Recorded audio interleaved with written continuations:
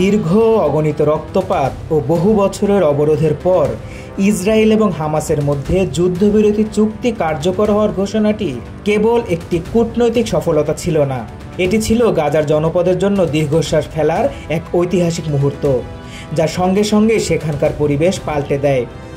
বোমা ও কামানের গুলির তীব্র শব্দের পরিবর্তে যখন নীরবতা নেমে এলো, তখন গাজার বিধ্বস্ত রাস্তাঘাট, ধ্বংসস্তূপ এবং ধূলিকণার মাঝে রাতারাতি এক নতুন প্রাণের স্পন্দন জেগে ওঠে।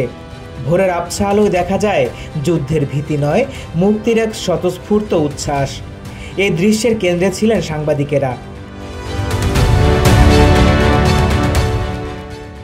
যারা ছিলেন চলমান মানবিক সংকটের প্রথম সারির সাক্ষী এবং যাদের জীবন ছিল সবসময় চরম ঝুঁকিতে।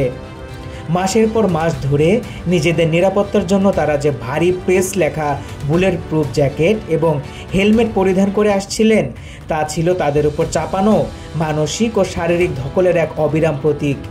এই প্রতিরক্ষামূলক আবরণটি ছিল তাদের জন্য জীবন ও মৃত্যুর মাঝখানে থাকা একমাত্র দেয়াল। যুদ্ধবিরতির বার্তা নিশ্চিত হওয়ার সঙ্গে সঙ্গেই অনেক সাংবাদিক আবেগে আপ্লুত হয়ে সেই পোশাক খুলে ফেলেন, যা ছিল চলমান বিপদের বিরুদ্ধে ব্যক্তি স্বাধীনতা এবং স্বস্তির এক নীরব ঘোষণা। তারা আর সংবাদ সংগ্রাহক থাকেন না, বরং জনগণের আবেগের অংশ হয়ে ওঠেন।